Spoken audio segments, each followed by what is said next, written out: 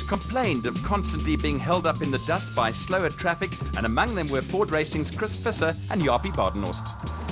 Just dust, and more dust. Yeah, we're behind the frame since this morning, the whole day. So, no, just a pity don't move away. But yeah, hopefully we'll go better this second loop. But the car is just 100% right, thanks. Scoring at the end of the opening loop of Racing Section 1 had the two factory Castrol Toyotas comfortably ahead in the production vehicle category, with Thomas Rundle and Johan Moore up into third and leading the Dakar Challenge. Down in seventh place on the road, Evan Hutchison and Donnie Stassen lead the specials vehicle ahead of the Farees. The final loop of the day started as lap 1 finished with the two-teamed Castrol Toyota Hiluxes running away from the rest of the field. The Vos Howie car was now looking a little battle-weary, and the gap to Taylor and Birkin down to just 11 seconds. The Baden Tyre Services Nissan Navara of Thomas Rundle and Johan Moore was a strong third until late problems dropped them all the way back to 12th in the production vehicle category and blew them out of the Dakar Challenge.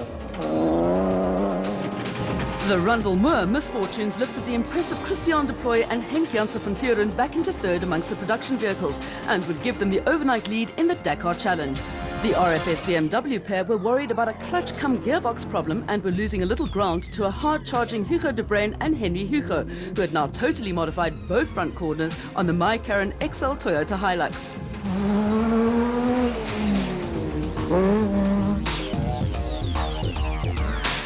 The imposing motorized Bat Venom in the hands of Evan Hutchison and Donnie Stassen was comfortably ahead in the special vehicle category and jostling with the De Plooy and Janssen van Vuren pair in the Dakar Challenge Stakes. Trees and bushes are not the only obstacles on the Toyota Desert Race, and Chris Visser and Jaapie Badenhorst were nearly caught out by an awkwardly cambered corner with a narrow escape costing them a few seconds in the Ford Racing Ranger.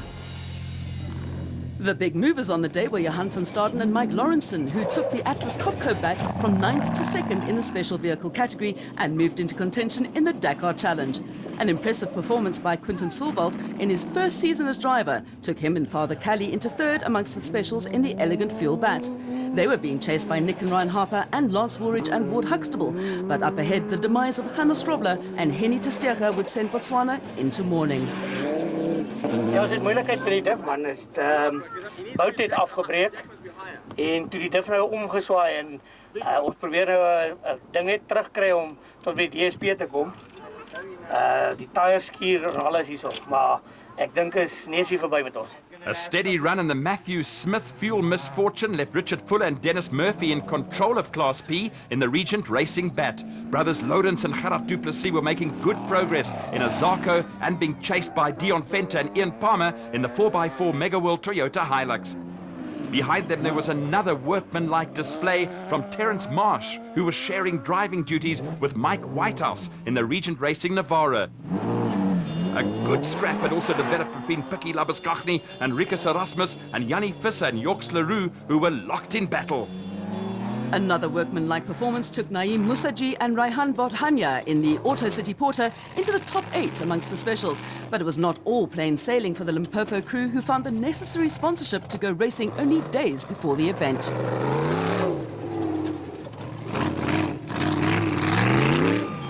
At the front of Class D, Louis Weichelt and Marepa Seidenout had not put a wheel wrong all day in the N1 4x4 Toyota Land Cruiser, with Dirk Pitt and Koos Klaassen still in control of Class E in the 4x4 Mega World Toyota.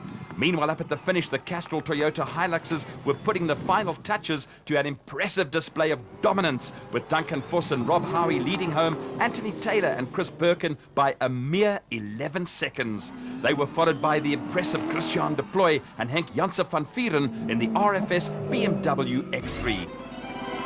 The Castrol Toyota factory team were looking for their first victory on their own event since 1999, and despite a lead of around 7 minutes, there was still a great deal of pressure on the squad. I'm a bit happier than I was yesterday, that's for sure. The prologue went well, second and third, but not like we wanted. So today Duncan and Anthony did a fantastic job. They got through the field, halfway around the first lap they were leading. So they pulled out a 7-minute lead tomorrow, which is great to start. But to be quite honest, I'd rather be feeling this way tomorrow. I'd rather them be just where they are.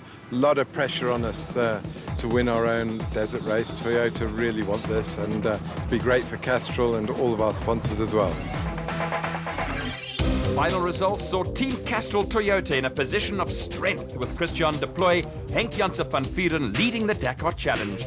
Chasing them were Hugo de Bruyn, Henry Hugo and Chris Visser, Jaapie Badenhorst making up the top 5. Evan Hutchison and Donnie Stassen finished the day with a flourish in the motorized Black Venom to lead the special vehicle category and to finish second to de Plooy and van Vuren in the Dakar Challenge. Behind the motorized crew, there were more impressive performances from Johan van Staden and Mike Lawrenson in the Atlas Copco Bat and Quinton and Kali Silvalt in the Elegant Fuel Bat.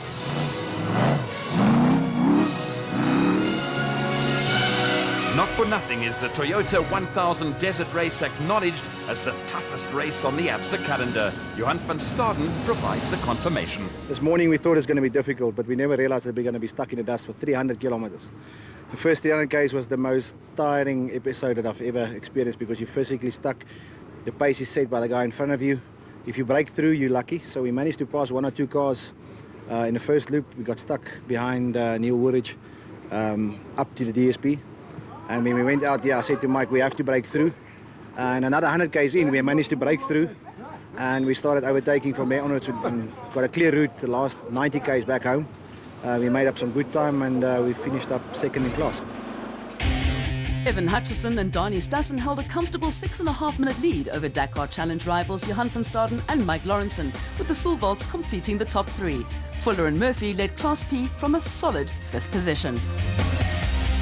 Next week, highlights of Day 3 of the Toyota Kalahari Botswana 1000 Desert Race. Don't miss a moment of the action right here on Supersport, your world of champions.